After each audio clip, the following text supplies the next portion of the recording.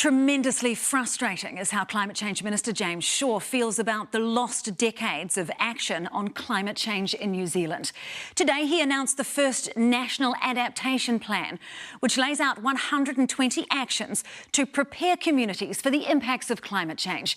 Everything from roading decisions and flood insurance to measures like moving entire communities or million-dollar waterfront homes. But the question of how much it'll cost and, critically, who pays for it remains unanswered. Climate correspondent Isabel Ewing has more.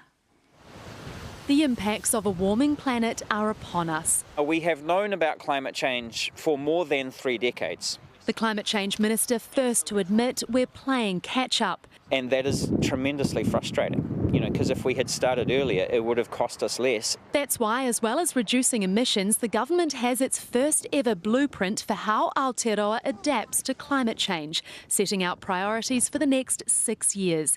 The plan is based on 43 risks, the major ones being to native ecosystems, social well-being due to having to relocate, deepening inequities, economic costs and water supply. How we resolve this is by having good planning, is by putting in place those good decision-making frameworks, is by working out funding and financing mechanisms to help people to adapt. That includes legislation to govern how communities are moved when their homes become uninhabitable.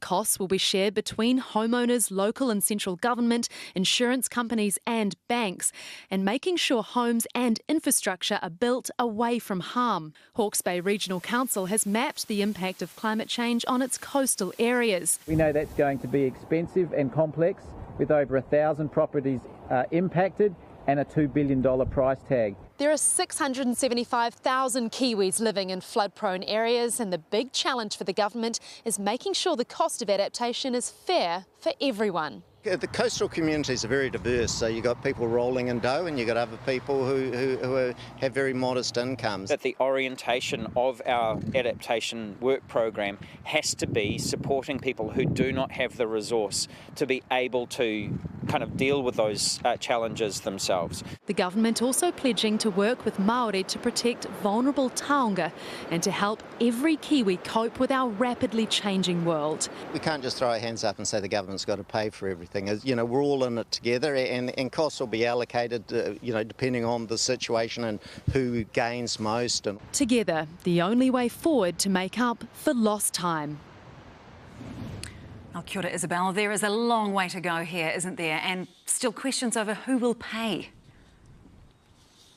That's right, Sam. As Climate Change Minister James Shaw said today, it's going to take a while to gear up because we've just taken so long to get started. And he said that we have to start somewhere. So today's step, the fact that there's a plan and public agencies are working on this and acknowledging the risk that we need to get ahead of, that is a step forward. But as you point out, the glaring omission today is who pays for what. That's because there's no single pot of money here. There's work being done for flooding insurance, on funding emergency management, and the Climate Change Adaptation Bill next year will sort out some of those funding issues as well. So plenty still to come, plenty of gaps, but there is a framework in place, so now it's a matter of the ministers and the government and successive governments sticking to that. Tēnā koe, Isabel.